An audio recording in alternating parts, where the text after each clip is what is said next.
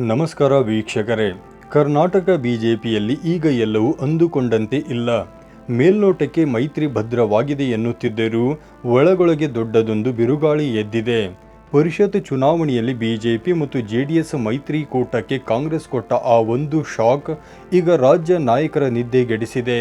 ಕೇವಲ ಅಡ್ಡ ಮತದಾನವಲ್ಲ, ಇದು ಬಿಜೆಪಿಯ ಭವಿಷ್ಯವನ್ನೇ ಬದಲಿಸಬಲ್ಲ ಆಂತರಿಕ ಸರ್ಜರಿಗೆ ನಾಂದಿ ಹಾಡಿದೆ. ಬಿ.ವೈ. ವಿಜೇಂದ್ರ ಅವರ ಅಧ್ಯಕ್ಷಗಿರಿಯ ಅವಧಿ ಅಕ್ಟೋಬರ್ಗೆ ಮುಗಿಯಲಿದ್ದು, ಅವರನ್ನು ಮುಂದುವರಿಸುವ ಸಾಧ್ಯತೆ ಇಲ್ಲವೇ? ಅಷ್ಟಕ್ಕೂ ಆ 7 ಮಂದಿ ಶಾಸಕರು ಕಾಂಗ್ರೆಸ್ಗೆ ಮತ ಹಾಕಿದ್ದೇಕೆ? ಪ್ರಹ್ಲಾದ್ ಜೋಶಿ ಮತ್ತು ವಿಜೇಂದ್ರ ನಡುವೆ ನಡೆಯುತ್ತಿರುವ ಈ ಶೀತಲ ಸಮರ ಎಲ್ಲಿಗೆ ಹೋಗಿ ನಿಲ್ಲುತ್ತೆ? ದೆಹಲಿಯ ಹೈಕಮಾಂಡ್ ಲ್ಯಾಪ್ಟಾಪ್ನಲ್ಲಿ ದಾಖಲಾಗಿರುವ ಆ ಡೆಡ್ಲಿ ಲಿಸ್ಟ್ನಲ್ಲಿ ಯಾರ ಹೆಸರಿದೆ? ಈ ಎಲ್ಲ ಸ್ಫೋಟಕ ಮಾಹಿತಿಯನ್ನು ಇವತ್ತಿನ ಈ ಸುದೀರ್ಘ ಪ್ಯಾಕೇಜ್ನಲ್ಲಿ ನಾವು ನಿಮ್ಮ ಮುಂದೆ ಇಡಲಿದ್ದೇವೆ. ಎಲ್ಲೂ ಸ್ಕಿಪ್ ಮಾಡದೆ ವಿಡಿಯೋವನ್ನು ಕೊನೆಯವರೆಗೂ ನೋಡಿ. ಅಡ್ಡ ಮತದಾನದ ರಹಸ್ಯ ಮತ್ತು ಸದಾನಂದ ಗೌಡರ ಸ್ಫೋಟಕ ಮಾಹಿತಿ. ವೀಕ್ಷಕರೇ, ವಿಧಾನ ಪರಿಷತ್ ಚುನಾವಣೆಯಲ್ಲಿ ಕಾಂಗ್ರೆಸ್ ತನ್ನ 5ನೇ ಅಭ್ಯರ್ಥಿಯನ್ನು ಗೆಲ್ಲಿಸಿಕೊಂಡಿದ್ದು ಕೇವಲ ಅದೃಷ್ಟವಲ್ಲ, ಅದು ಒಂದು ವ್ಯವಸ್ಥಿತ ಪ್ಲಾನ್ ಆಗಿತ್ತು. ಮಾಜಿ ಸಿಎಂ ಡಿ.ವಿ. ಸದಾನಂದ ಗೌಡರು ಒಂದು ದೊಡ್ಡ ಬಾಂಬ್ ಸಿಡಿಸಿದ್ದಾರೆ.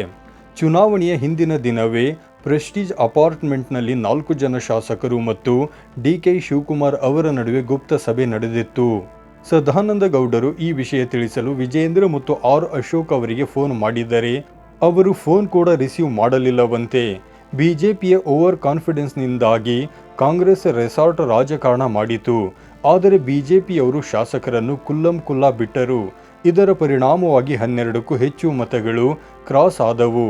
ಇದು ಜೆಡಿಎಸ್ ಅಭ್ಯರ್ಥಿಯ ಸೋಲಿಗೆ ಮತ್ತು ಬಿಜೆಪಿಯ ಮುಖಭಂಗಕ್ಕೆ ಕಾರಣವಾಯಿತು.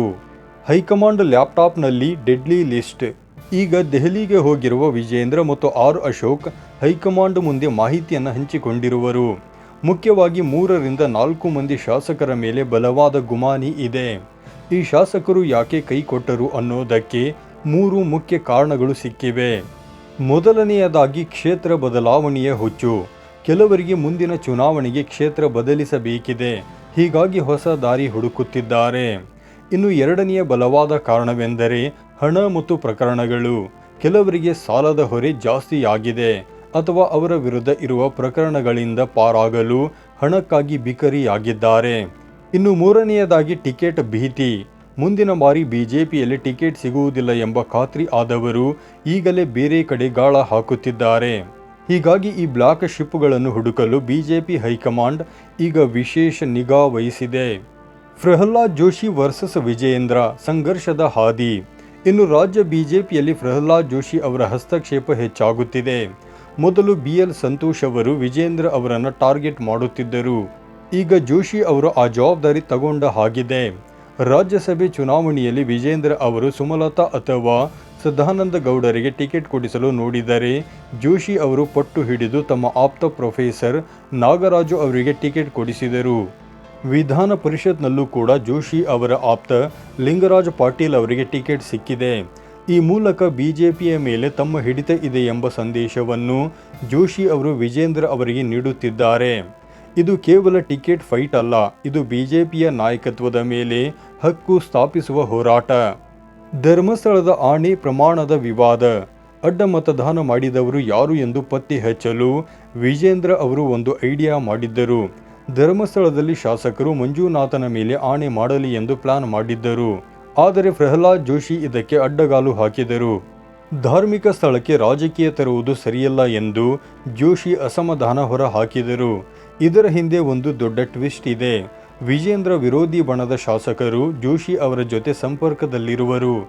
ಜೋಶಿ ಅವರ ಕುಮ್ಮಕ್ಕಿನಿಂದಲೇ ಅಡ್ಡ ಮತದಾನ ನಡೆದಿರುವ ಸಾಧ್ಯತೆ ಇದೆ ಎಂಬ ಚರ್ಚೆಯು ಬಿಜೆಪಿಯೊಳಗೆ ನಡೆಯುತ್ತಿದೆ. ವಿಜೇಂದ್ರ ಅವರನ್ನು ಅಧ್ಯಕ್ಷ ಸ್ಥಾನದಿಂದ ಕೆಳಗಿಳಿಸಿ ತಮ್ಮವರನ್ನು ತಂದು ಕೂರಿಸುವುದು ಜೋಶಿ ಅವರ ಪ್ಲಾನ್ ಎಂಬ ಮಾತುಗಳು ಕೇಳಿ ಬರುತ್ತಿವೆ. ಬಿಜೆಪಿ ಜೆಡಿಎಸ್ ಮೈತ್ರಿಯಲ್ಲಿ ಬಿರುಕು. ಕುಮಾರಸ್ವಾಮಿ ಅವರು ಈ ಅಡ್ಡ ಮತದಾನದ ಬಗ್ಗೆ ತುಂಬಾ ಗಂಭೀರವಾಗಿಲ್ಲ ಎಂದು ಹೊರಗಡೆ ತೋರಿಸಿಕೊಳ್ಳುತ್ತಿದ್ದಾರೆ. ನನಗೆ ಮೊದಲೇ ಗೊತ್ತಿತ್ತು, ಎಲ್ಲರೂ ಎಕ್ಸ್ಪೋಸ್ ಆಗಲಿ ಅಂತಲೇ ಕಣಕ್ಕಿಳಿಸಿದೆ ಎಂದು ಅವರು ಹೇಳುತ್ತಿದ್ದಾರೆ. ಆದರೆ ಒಳಗೊಳಗೆ ಮೈತ್ರಿಯಲ್ಲಿ ಸಮನ್ವಯದ ಕೊರತೆ ಎದ್ದು ಕಾಣುತ್ತಿದೆ. ಬಿಜೆಪಿಯ ಶಾಸಕಾಂಗ ಸಭೆಯಲ್ಲಿ ಜೆಡಿಎಸ್ ನಾಯಕರು ಬಂದು ಮನವಿ ಮಾಡಿದರೂ ಕೂಡ ಬಿಜೆಪಿ ನಾಯಕರು ಸರಿಯಾದ ತಾಲೀಮು ನಡೆಸಲಿಲ್ಲ. ರಾಜ್ಯ ಮಟ್ಟದಲ್ಲಿ ಬಿಜೆಪಿ ಮತ್ತು ಜೆಡಿಎಸ್ ಅನ್ಯೋನ್ಯವಾಗಿಲ್ಲ ಎಂಬುದು ಹೈಕಮಾಂಡ್ ಗಮನಕ್ಕೆ ಹೋಗಿದೆ. ಜೆಡಿಎಸ್ನವರು ಈಗಾಗಲೇ ಸೀಟು ಹಂಚಿಕೊಂಡಿದ್ದಾರೆ. ನನಗೇನು ಕೆಲಸ ಎಂಬ ಭಾವನೆ ಬಿಜೆಪಿ ಕಾರ್ಯಕರ್ತರಲ್ಲಿದೆ. ಬಿಜೆಪಿಯಲ್ಲಿ ಮೇಜರ್ ಸರ್ಜರಿ, ಯಾರೋ ಹೊಸ ನಾಯಕ. ಈಗ ಅಸಲಿ ಸುದ್ದಿ ಕೇಳಿ. ವಿಜೇಂದ್ರ ಅವರು ಅಧ್ಯಕ್ಷರಾಗಿ ವಿಫಲರಾಗಿದ್ದಾರೆ ಎಂಬುದು ಹೈಕಮಾಂಡ್ ನಿರ್ಧಾರ. ಅಕ್ಟೋಬರ್ ನಂತರ ಅವರನ್ನು ಬದಲಾಯಿಸುವುದು ಬಹುತೇಕ ಖಚಿತವಾಗಿದೆ. ಹಾಗಾದರೆ ಅವರ ಜಾಗಕ್ಕೆ ಯಾರು ಬರ್ತಾರೆ? ಸದ್ಯಕ್ಕೆ ಕೇಂದ್ರ ಸಚಿವ ವಿ ಸೋಮಣ್ಣ ಅವರ ಹೆಸರು ಮುಂಚೂಣಿಯಲ್ಲಿದೆ. ಸೋಮಣ್ಣ ಅವರು ಉತ್ತಮ ಸಂಘಟಕ ಮತ್ತು ಮಠಾಧೀಶರ ಜೊತೆ ಒಳ್ಳೆಯ ಸಂಬಂಧ ಹೊಂದಿರುವರು. ಲಿಂಗಾಯತ ಮತ ಬ್ಯಾಂಕ್ ಉಳಿಸಿಕೊಳ್ಳಲು ಸೋಮಣ್ಣ ಸೂಕ್ತ ವ್ಯಕ್ತಿ ಎಂಬುದು ಹೈಕಮಾಂಡ್ ಲೆಕ್ಕಾಚಾರ. ಇನ್ನು ವಿರೋಧ ಪಕ್ಷದ ನಾಯಕ ಸ್ಥಾನಕ್ಕೆ ಸುನೀಲ್ ಕುಮಾರ್ ಅವರ ಹೆಸರು ಕೇಳಿ ಬರುತ್ತಿದೆ. ಒಟ್ನಲ್ಲಿ ಯಡಿಯೂರಪ್ಪ ಅವರ ಕುಟುಂಬದ ಹಿಡಿತದಿಂದ ಬಿಜೆಪಿಯನ್ನು ಮುಕ್ತಗೊಳಿಸಲು ಹೈಕಮಾಂಡ್ ದೊಡ್ಡ ಸ್ಕೆಚ್ ಹಾಕಿದೆ ಎಂದು ಹೇಳಲಾಗುತ್ತಿದೆ.